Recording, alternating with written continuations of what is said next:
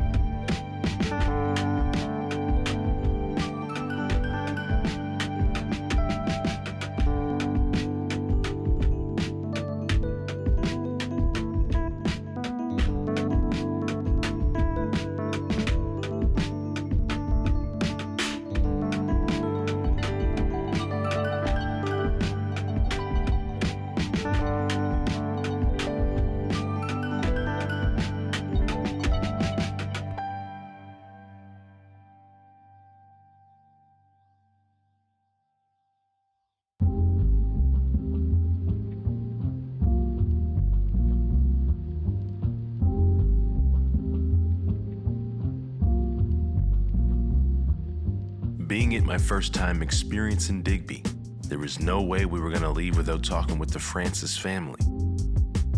Clifford Ed Francis, after coming home from the war in Korea, established Ed's Takeout in 1967. And it's the longest running black-mikmaki mall business in Canada.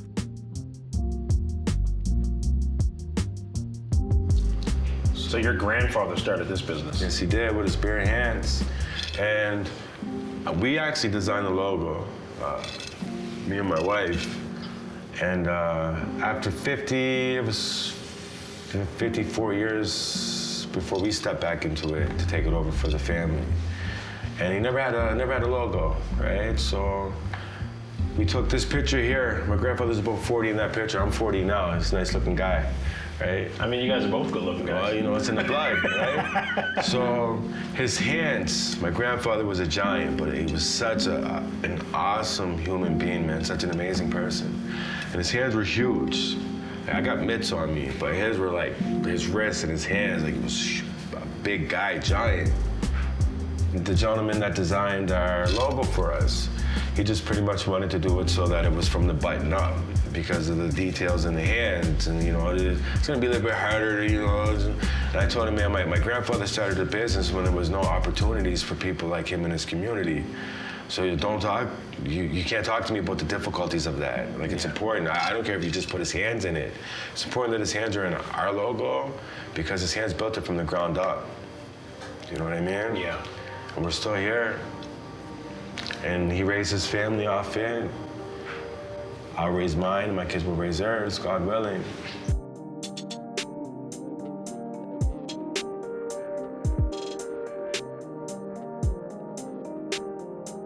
I remember learning about Remembrance Day in grade 1. I was probably about 6 years old.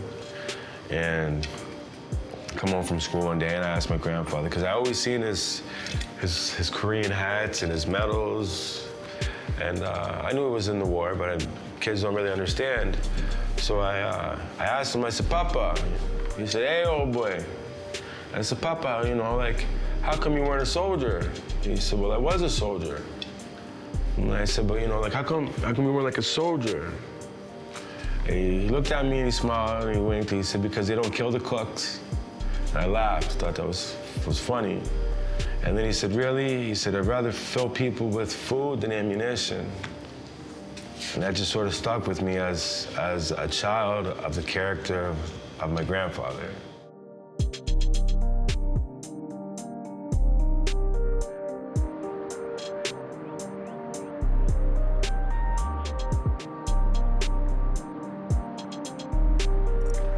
So it was funny too when I mentioned that we went to go talk to Dolly Williams, and you were like, yeah, I know Dolly. Oh my God, I've known Dolly for decades. Dolly and I served back in the probably 80s on the Black United Front Council. Wow. So this road, what is this road called? Well, we called it the Lane growing up.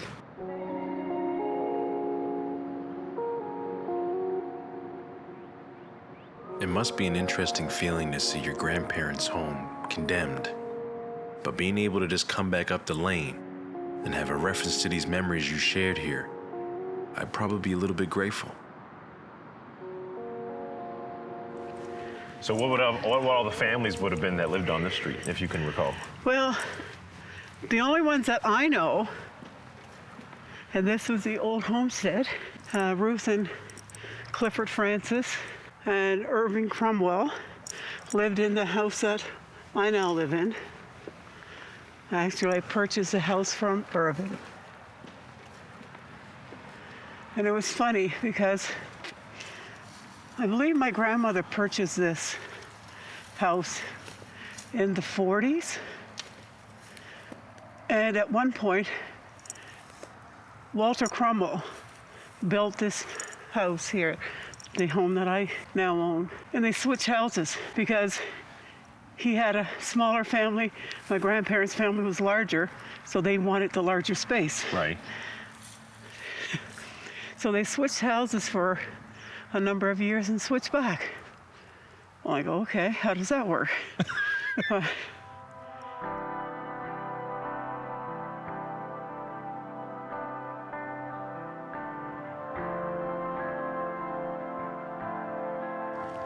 This was the porch, that was the kitchen, and back there was a spare room where my grandmother's organ was.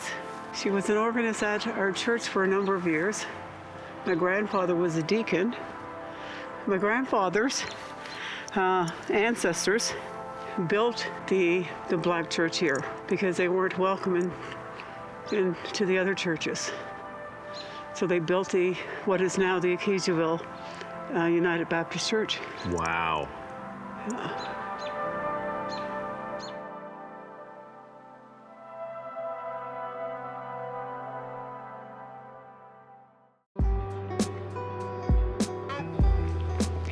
Just the things my grandfather had to overcome to be a person of color in this area, to be able to support his family after the war he fought in is amazing. He used to wake up in the mornings and go right down to that beach. I don't know if you guys can catch that beach. He used to wake up in the morning, go down, dig his clams, come up, shock them out. My grandmother would peel the potatoes, and that's how we started.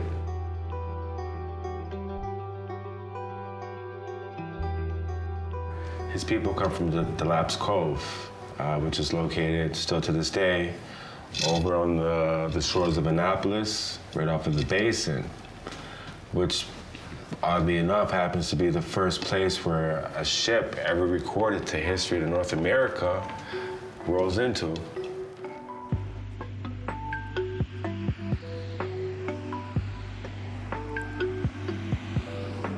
And the only way to really come to somewhat of a truth is through genealogy. Yeah. That won't lie. If they started doing genealogy, made it mandatory, they'll realize from Shelburne to Windsor, all so-called black communities are related. Yeah, man. They're all the same people. They just spread off and went in different directions, and their kids had kids and so on and so forth. But they're all the same people. I mean, my grandmother would always tell me, like, we're related to this person, related to that person. As a young teenager, I'm running around the streets. I'm not worried about listening. I write some of your Johnson cousins all the time. Some of them go by Farmer now. Kayla Farmer and them, they all come from Johnsons. So Arthur Johnson, matter of fact, would be their great-grandfather. So Arthur Johnson would be my grandfather's father. Yeah, so I mean, and they'll tell you, they heard stories from their grandparents, which are, I think she's got, I think her grandmom's still alive.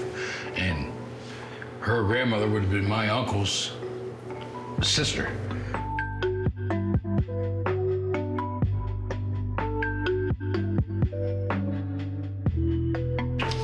Man, you think your family's big now? Here you got Benjamin Hatfield. He marries Martha Cromwell. Now, off of this line right here. Oh, stop. Yeah, I need to get you a new phone. You're gonna have these Hatfields here. She marries a Bright, but you're gonna see one that marries a Diggs. One of these guys. Oh, there it is. Look, there's a Diggs. Come over here. Oh, so right there. George Diggs. George Diggs. Oh my God, that's my great. That's right there, bro. George Diggs marries Catherine Hatfield. Cuz, hold on, wait a minute. Hey. I want to see if this lines That's up. where you get. Yeah, that's your people, Look, bro. I even got their We're all kids, I think. people, bro. Let me see if this lines up. I wonder if it was George H. Diggs. Yeah, that's him. George H6. That's him. There is. Where does this George H. Diggs say that he's from? Yeah, there's George Diggs. He marries her. They have a line. They end up getting divorced, or she dies. He marries again, and he marries the Hamilton. So yeah, this was likely his first marriage. Okay, so you guys would be on this line. You guys would be half cousins because you got the same grandfather, George Diggs. He came from Massachusetts.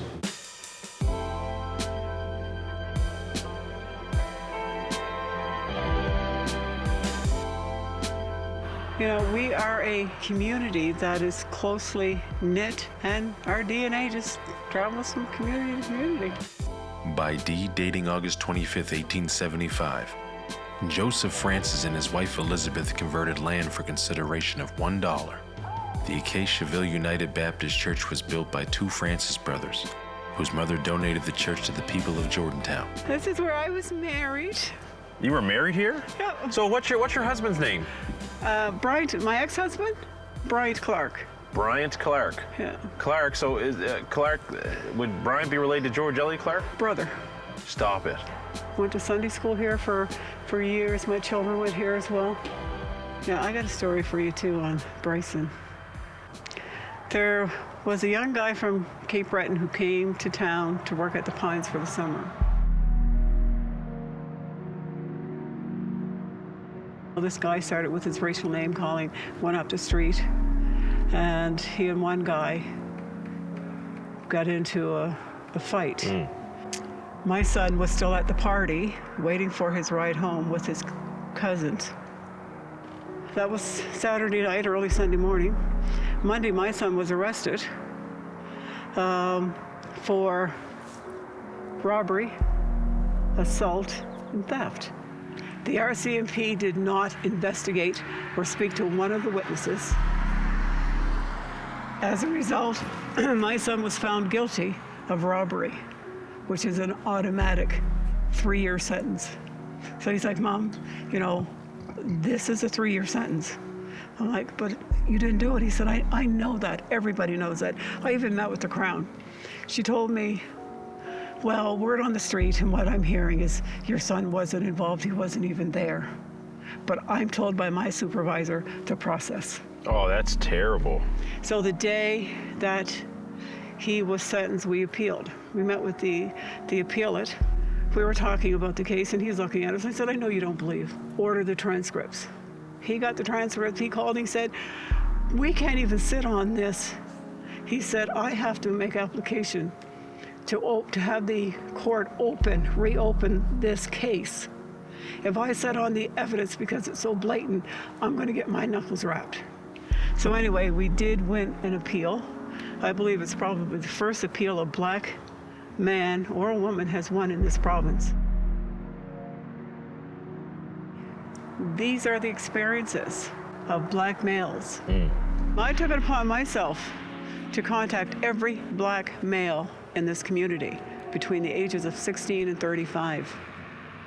There was one that never had an encounter with police. One. It's a challenge. You know, you have to love home because it's home, but it's a challenge to exist in a place that's so blatantly racist.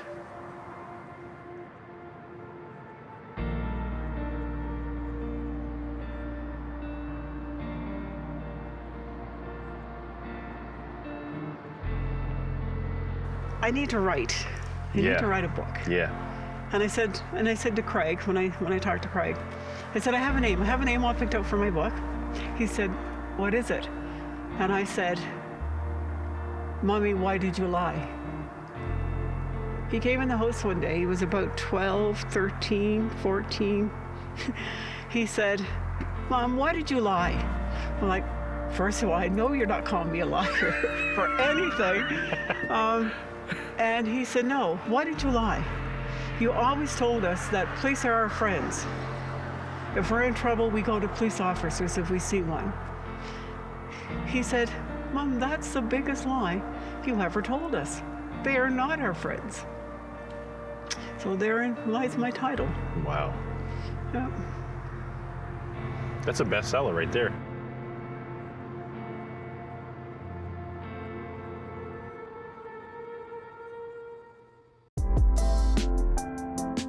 Even though they're all intertwined, I focus on my immediate communities and my grandparents. Both sides of my grandfather, yeah. And from that, it just exploded. Like, it's unbelievable. It just unloaded so much, like it just, or unlocked and like uncovered so much too. You got digs all through the city. Well, the digs are Hatfields, Cromwells. That's fact. Well, I mean, talk to me about that, because I got digs. My great grandmother was a dig. That's what they did. So how did that relationship come into play? Like how? Well, you had a digs that married a Hatfield, I do believe. And Hatfield is an indigenous. Well, Hatfields and Cromwells are basically right now the same blood. They're the exact same blood because they intermarried so many times. Right. So you can call them Hatfield, you can call them Cromwell, but it's the same thing.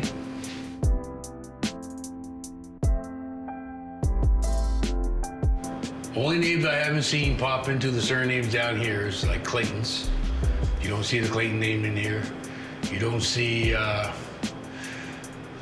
Beals down here all day long. Yeah. All day long. You got Reddicks down here. You got a few Tynes, not so many, just, that's just recent. They just came in the Tynes. Like within recent, the last, say, 10 years. Okay. Oh, yeah, because my mama.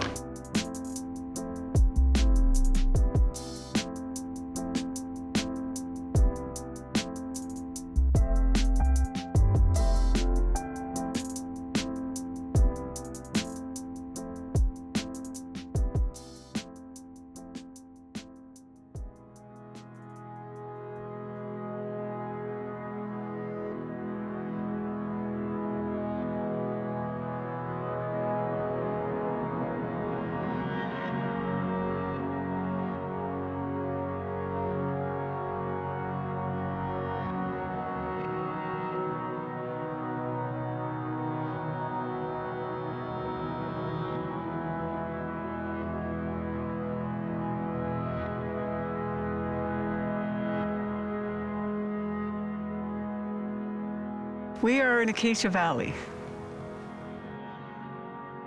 It was a safe house for the Underground Railroads.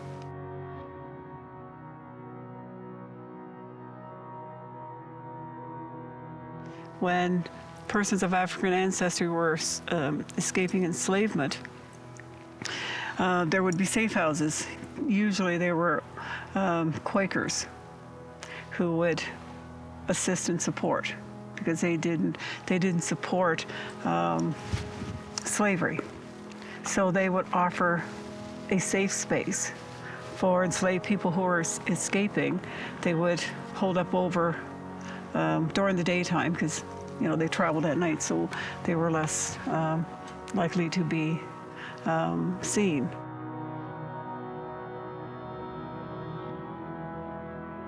And they would feed them, give them clothing, allow them to get warm, and then when it was time to travel, they would travel to the next safe house. And the quilts that were used during the Underground Railroad, those quilts had secret codes in them. And you've seen the exhibit that David has just taken to Ontario. Yep. To the museum there.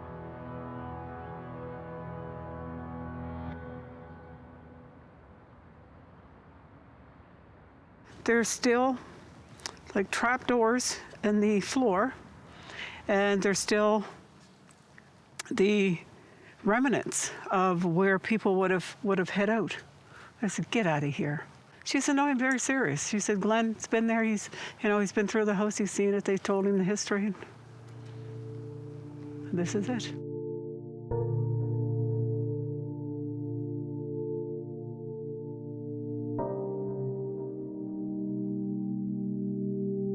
At the river, the boats would come in and stop, and the runaway enslaved people would walk up the bank.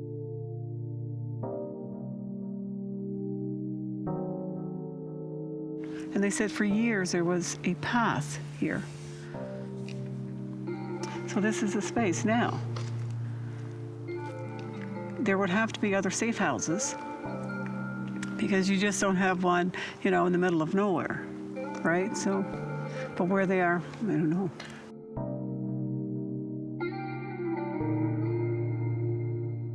This runs out into the Annapolis Basin, which runs out into the Bay of Fundy. Just before you get into Digby, there's a little bridge here, Joggins Bridge. If we go straight, we'll come out at Joggins Bridge. And this is the Joggins River. It runs out. Yeah, so this is the space that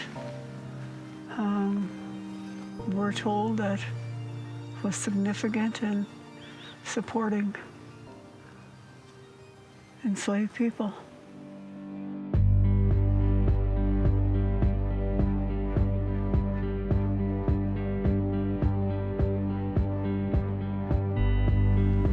With what you're saying, like this should be another like heritage That's what piece. I said. Giving back to the Black community, That's what really. I said.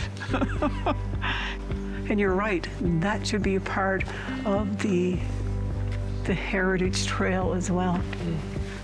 And I often said it would be nice if community, if we had access to the resources to purchase this the next time it went up for sale. Yep. What a spot.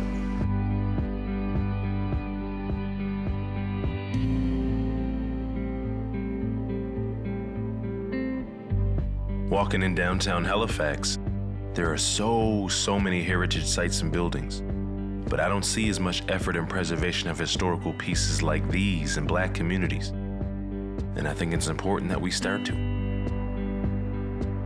African Nova Scotians have a very unique, distinct culture. We have a culture as no other persons of African ancestry, globally. Our experience and how we arrived here is very different than everyone else's who are of African ancestry. And our culture is very intertwined with our Indigenous brothers and sisters, and as well the French and the Acadian community. So we are, I call us unicorns.